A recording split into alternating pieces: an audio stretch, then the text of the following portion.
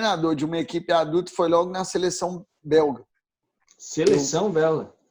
Eu me naturalizei em 2008, me naturalizaram, na verdade, e eu fui atleta da seleção de 2008 a 2010. E em 2010 houve uma troca da comissão técnica.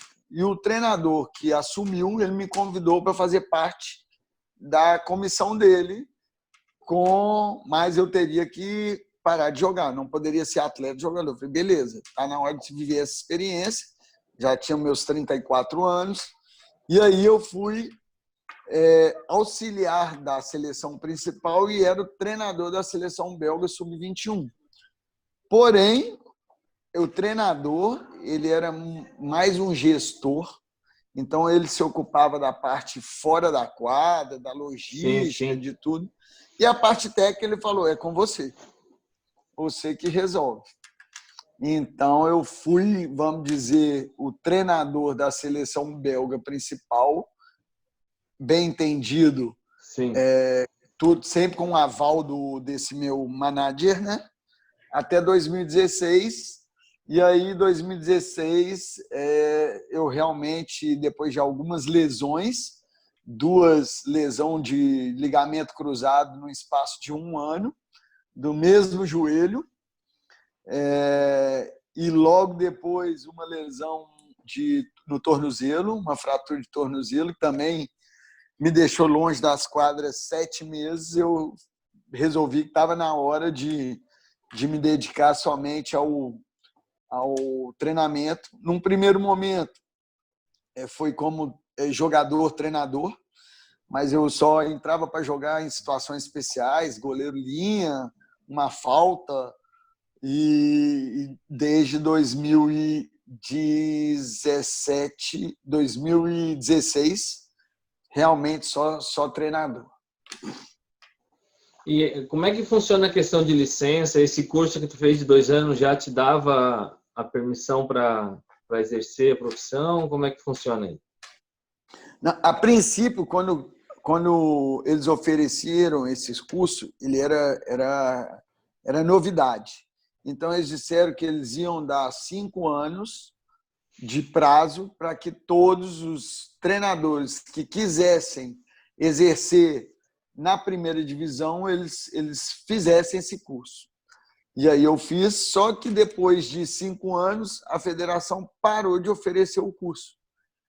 E aí, não oferecendo, você não pode obrigar os treinadores a ter. Então, hoje em dia, não tem exigência aqui para que você tenha esse diploma, essa qualificação. Mas quem tem, ganha pontos Com os clubes.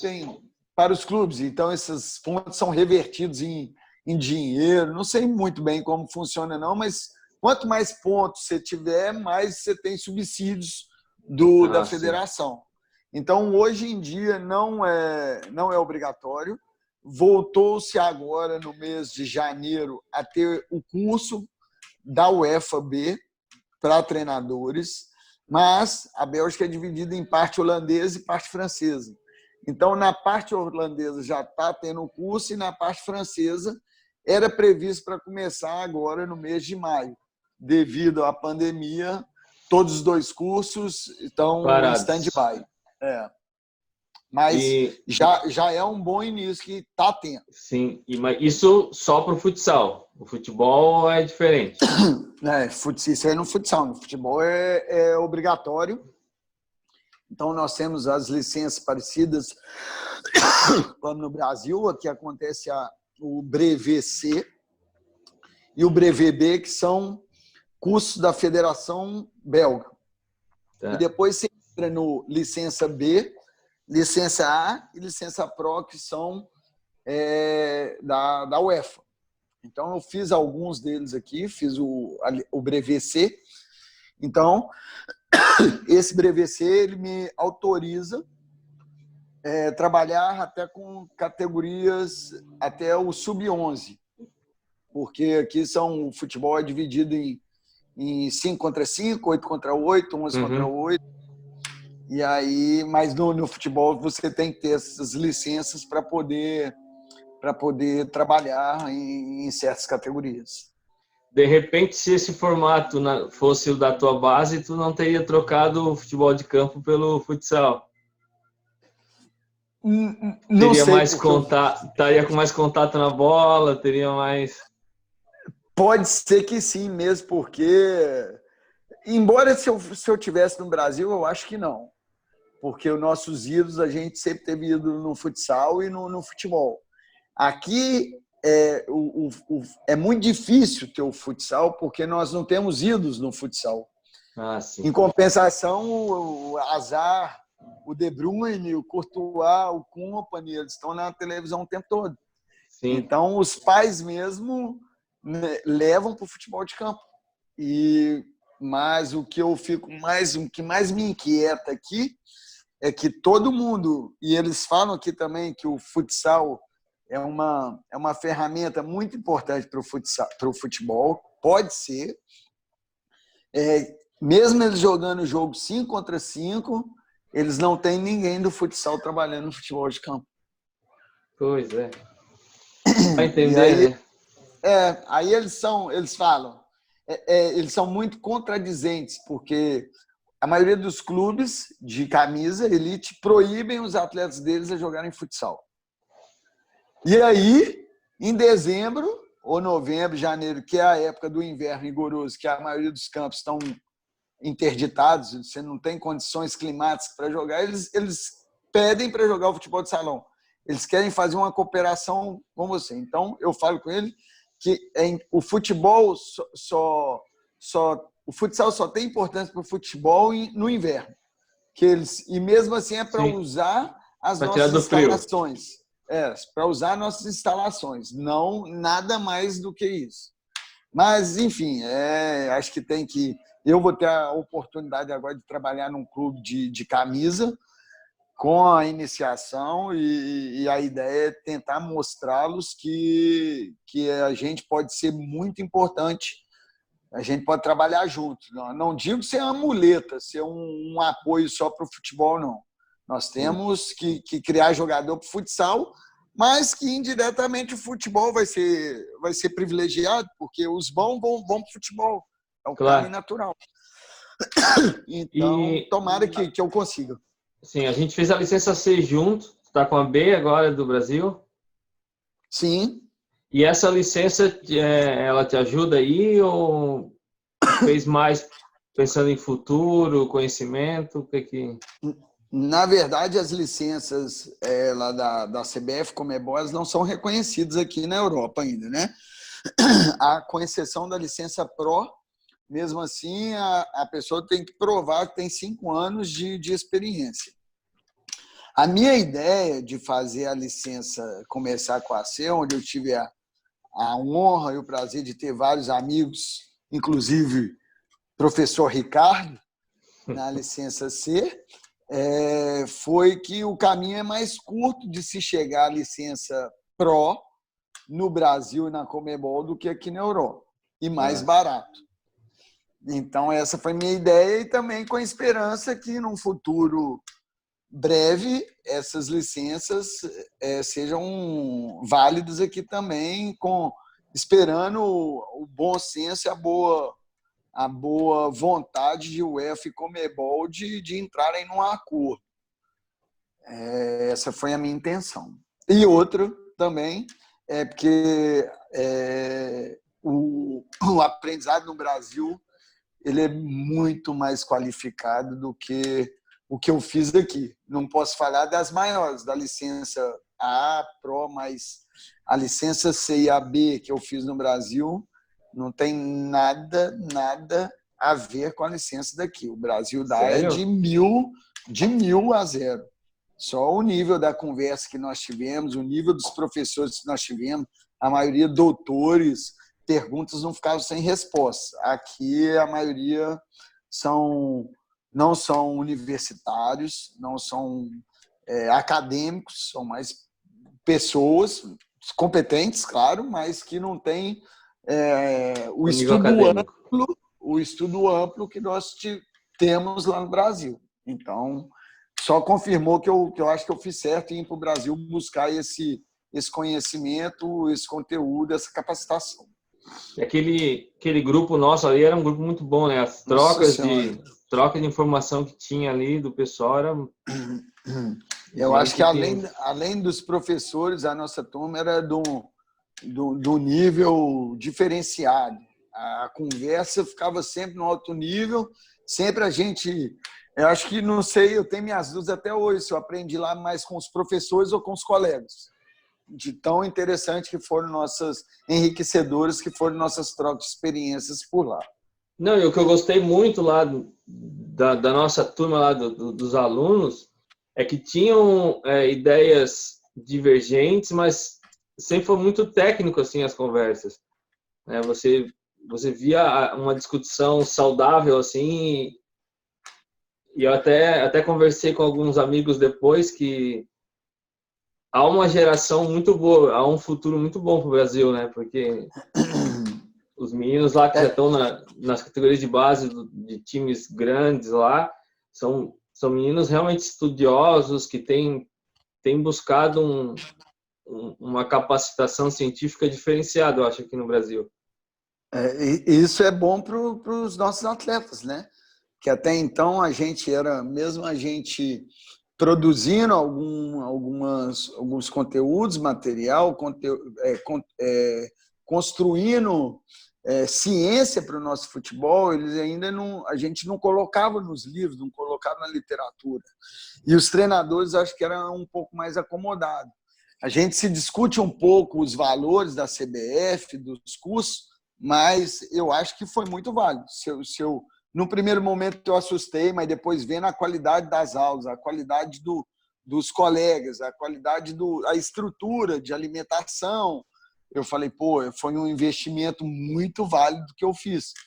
E é bom para o futebol brasileiro ter essa base maior que vai incomodar a quem está lá em cima. E já começou, porque até poucos anos atrás era um círculo vicioso, os treinadores que estavam em evidência, né?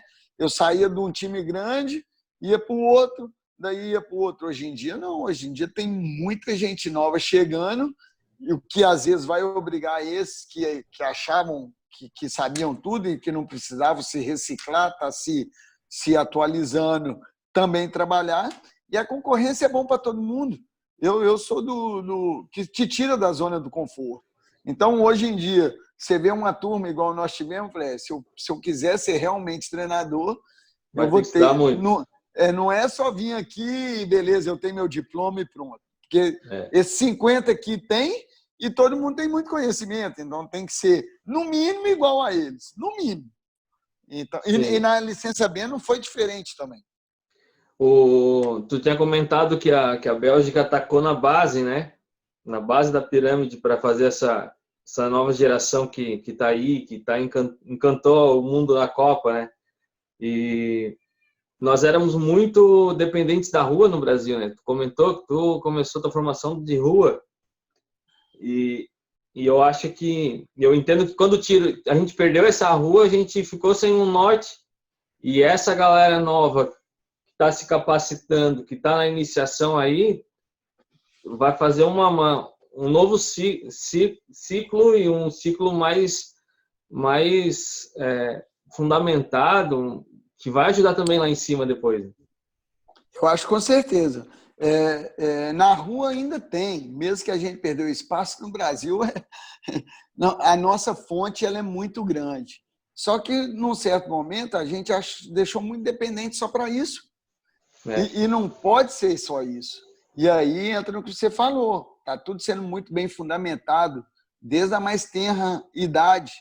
Então, não que a gente vai deixar de lado esse drible, né? esse jogo nosso que é característico, mas não vai ser só isso. Então, essa galera, e eu incluo você e eu também, porque nós estivemos lá, nós estamos vindo com mais ideias. Não só, no fim do jogo ele vai driblar todo mundo e vai resolver o problema. Não, isso aí também é mais uma ferramenta. Não fica naquela ou só dribla ou não dribla, né? Exatamente. Mas onde eu vou fazer isso, né? Como que eu vou horas eu fazer vou isso? fazer, como eu Como é vou que fazer. como é que o meu colega vai me ajudar nisso? Exatamente. Então, acho que é um bem para o futebol de um todo. Agora, onde que eu acho que agora vai precisar atacar o problema daqui a uns anos é na gestão, que infelizmente Sim. nós estamos profissionalizando, capacitando muitos treinadores, os jogadores a gente já tem, tendo melhores treinadores, logicamente, obviamente, vão ter melhores atletas, melhores jogadores, mas a nossa gestão, você vê, pô, contratou um aí, não deu, depois de 3 jogos já quer resultado. Sim. Então, eu acho que, infelizmente, podia ter esses custos da CBF para gestores sendo obrigado também a ter quem manda nos clubes. Acho que poderia melhorar muito, muito, muito no nosso futebol imediatista. Eu acho que outro ponto também seria a imprensa, né? Eu também. Esses dias eu vi até um debate, acho que foi no YouTube lá da CBF, que estava o Caio Ribeiro. Me surpreende por bem, porque ele estudou, fez alguns cursos lá da CBF, justamente porque ele disse: eu não posso só criticar, eu tenho que entender o futebol. E a maioria não entende o que está se passando e solta aquele tanto de baboseira lá, aquele tanto de raiva, às vezes, que soltam. Então, acho que seria interessante. Todos nós somos responsáveis, né, para a melhora do futebol. Seja jogador, seja imprensa, seja... Então, nós temos que todo mundo capacitar para um bem maior. É que, na verdade, todo mundo ganha, né, cara? Exatamente. O Brasil campeão mundial ganha todo mundo. Ganha a imprensa, ganha quem está na base, é mais criança querendo vir jogar, menos correria para ti atrás de atleta, tudo melhora. Então, exatamente. Se todos se capacitarem, caminharem junto, isso, o retorno seria com certeza muito maior. É garantido para muito mais pessoas. E eu ouso dizer que é rápido, não é tão lento, porque se você começa a fazer um negócio bem feito, o retorno... E é contagioso, né? É contagioso. E ele vai, por mais que seja interessante ali, já começar nos 9, 11 anos, mas pega uma geração de 14, 15, faz um negócio bem feito, também vai ter resultado, né? Planificação, né? Mas acho que tu comentou algumas coisas aí da Bélgica que eu achei interessante e que eu acho que a gente peca um pouco também, que é o planejamento, né? É imediatismo, né? A gente às vezes faz hoje para dar resultado. É tudo um processo. Não tem jeito de um atleta da formação, por exemplo, ele está preparado, já começou com 9 anos, ele está preparado com 14. Não, é um processo. A gente vai ver mais para frente.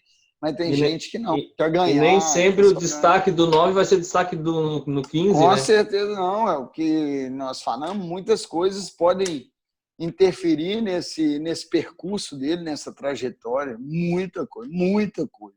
Eu estava falando com o Demerson foi da base do Atlético Mineiro, e ele falou, de 36, ele foi o único que jogou profissional. Então, assim, o número é extremamente baixo, né? E se você fizer uma pesquisa, você vai ver que vai estar mais ou menos isso aí. O número não é alto. E nós estamos falando de Atlético Mineiro, né? Claro. Aí tu pega time de Série B, time de Série C, quantos que foram jogar júnior e nunca mais? Ou se vieram profissional... Tá Série C. Imagina os times que nem são da Série C, do interior do estado, que disputam um campeonato de regionais da primeira divisão também. Contrato de 1 mês e meio, 2 meses. E olhe lá, né? Promessa de contrato, porque se vai receber, você não sabe. Né? Falando aí de promessa, como é que é a questão aí na Bélgica? O que eles oferecem realmente, quando você sai do Brasil, chega aí, era o que propõe? Como é que... Aqui, quando eu cheguei, eu tive, na verdade, antes de acertar aqui, eu tive o convite mais ou menos no mês de abril, e a temporada só começaria em agosto. E aí eu falei, tá bom, tudo muito interessante, mas eu não vou assinar se eu não for conhecer, não.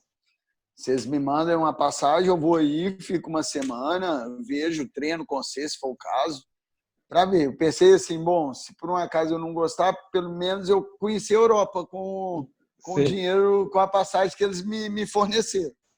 E aí cheguei, treinei algumas vezes com eles, e aí fui discutir com o presidente, com a diretoria, e aí eles me deram um papel em francês, eu pedi alguém para traduzir para mim, e aí teve um momento lá que estava escrito casa. E aí eu falei, pô, eu queria ver onde que eu vou morar. Ah, não, a casa não está pronta ainda, mas é uma casa de um quarto, seria um loft, né? Eu falei, beleza, e tinha carro também no contrato que eles me dariam. E aí eu fui, e o salário, a passagem também.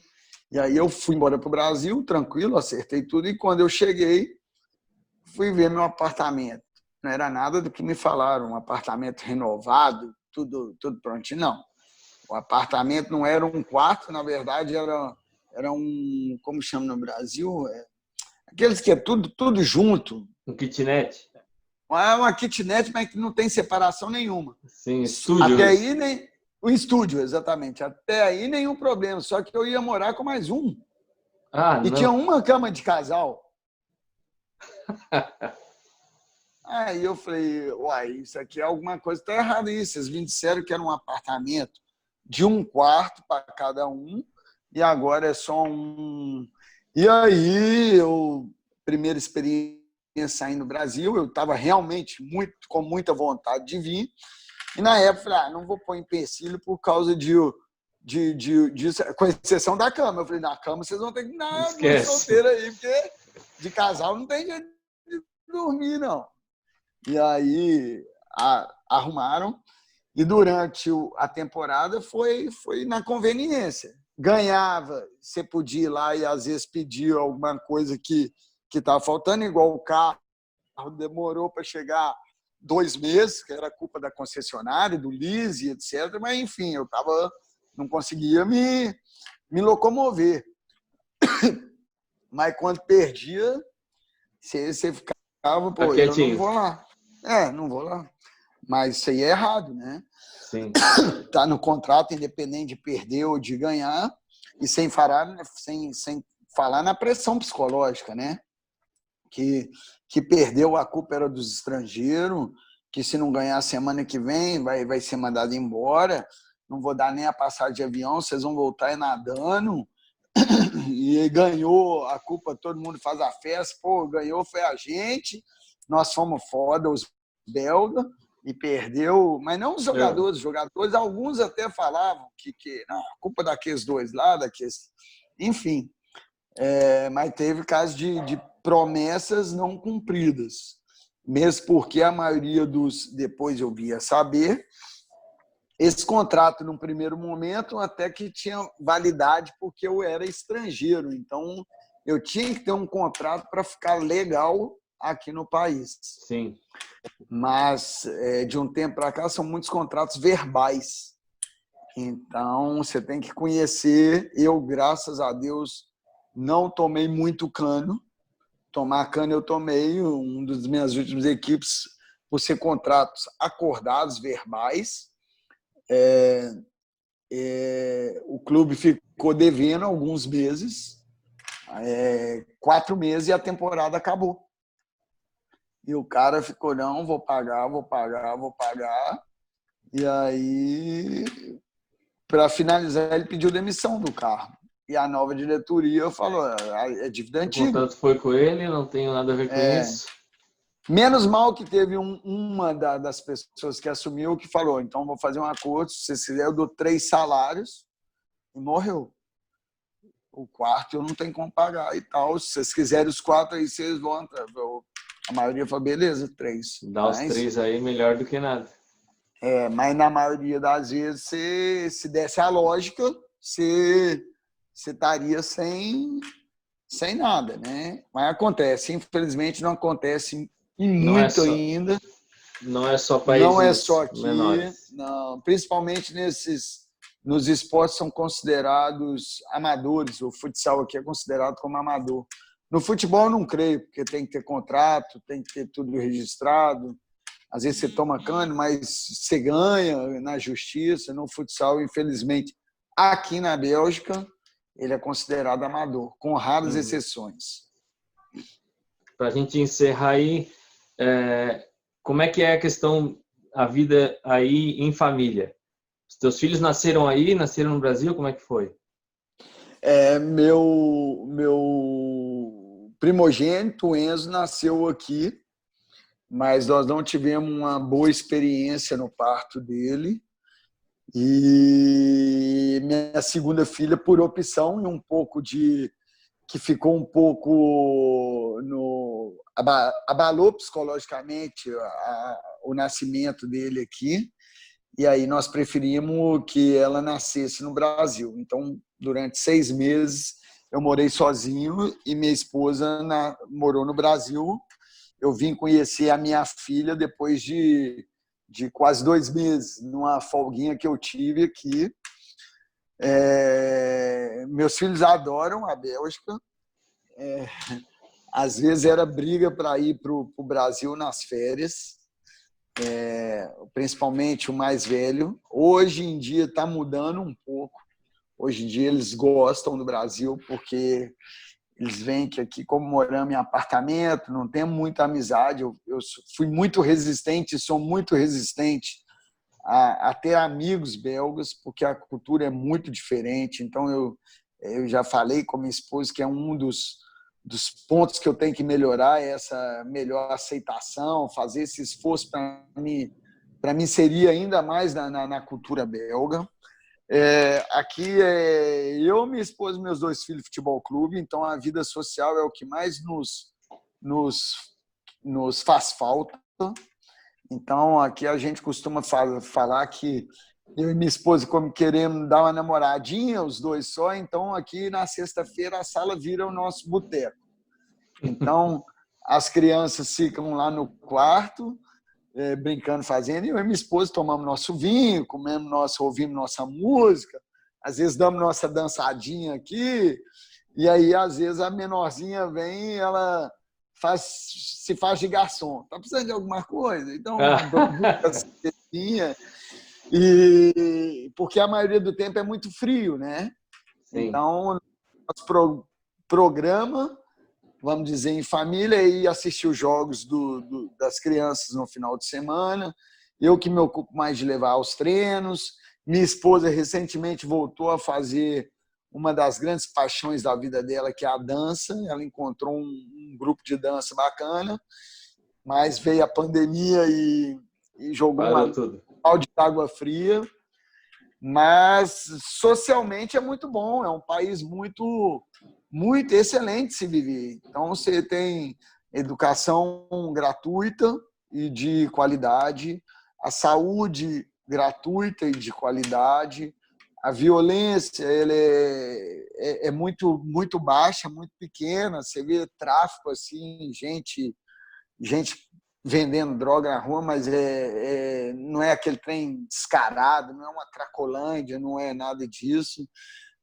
Assalto, mas eles para quebrar, roubar umas pratinhas que está dentro do carro, mas eles quebram o vidro quase todo. Aqueles me faz lembrar do Brasil há 25 anos atrás, quando os caras... Não sabe nem abrir a porta. Pô. Exatamente. E aí você tem encheção de saco para trocar o vidro e tal. Sim.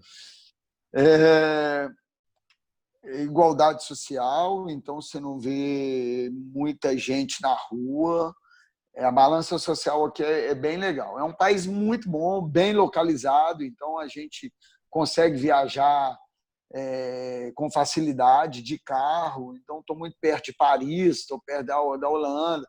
Para as crianças é muito bom morar na Europa, mesmo que provavelmente vai ser as primeiras férias de julho, depois de 19 anos que a gente não vai conseguir ir ao Brasil. Nós ainda estamos pensando, mas nos permite conhecer muitos lugares aqui próximos, né? Belezas diferentes da que nós temos no Brasil. Mas eu sonho ainda em voltar para o Brasil, terminar minha vida no Brasil.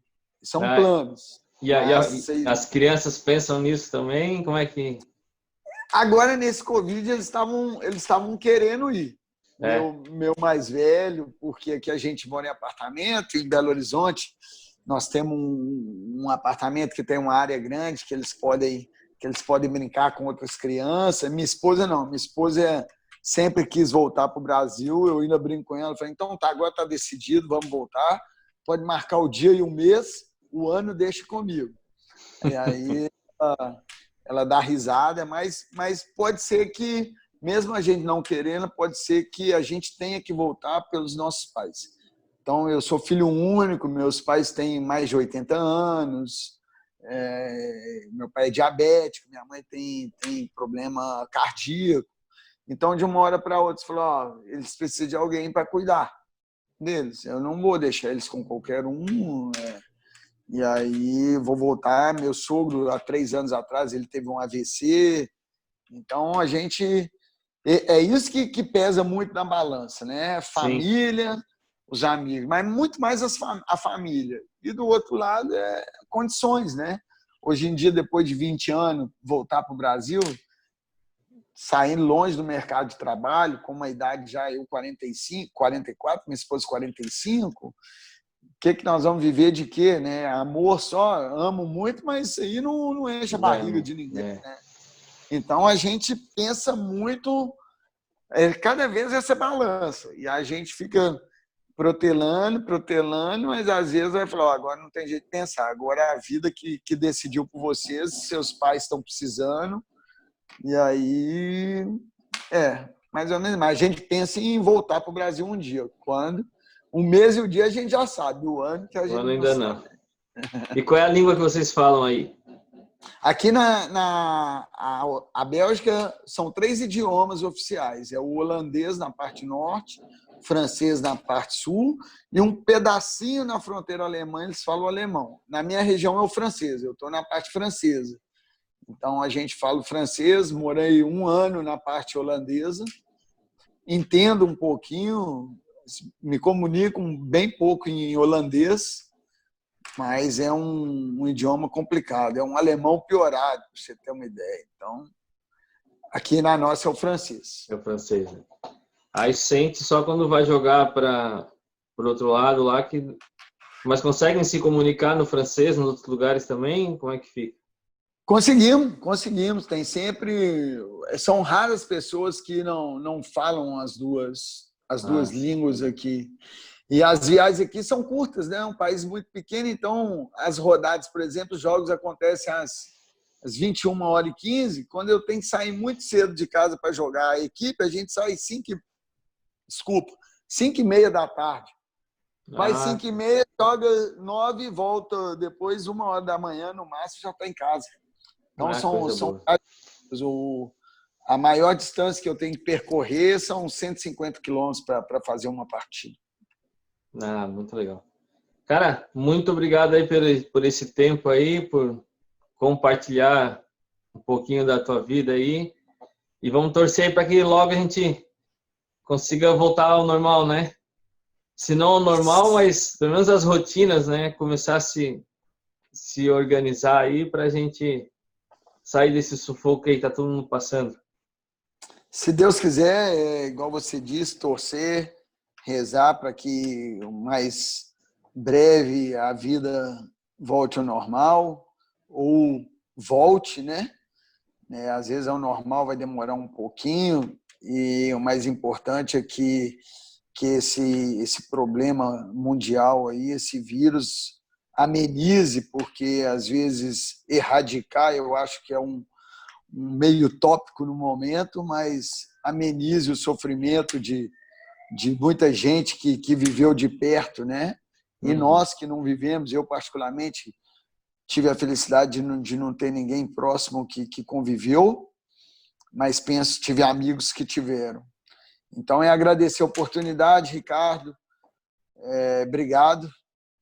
Estou à disposição. Relembrar a galera aqui, vamos entrar no canal, vamos se inscrever lá. Isso aí, galera. O likezinho. Se alguém tiver alguma dúvida aí que ficou, professor Ricardo passa meu contato, ou escreve lá no canal, faz a pergunta lá que eu respondo lá no canal mesmo. É isso aí, vamos lá, gente. Prestigiar esse canal que está muito gostoso, muito legal de ver e participar. Abração aí, como costumo falar, que Deus abençoe, porque normal nós não vamos sair, né? Que a gente saia melhor de tudo isso e aprenda com toda essa situação. Grande abraço, Deus abençoe a família, abençoe esse tempo aí e tamo junto. Amém, Ricardo. Um abração.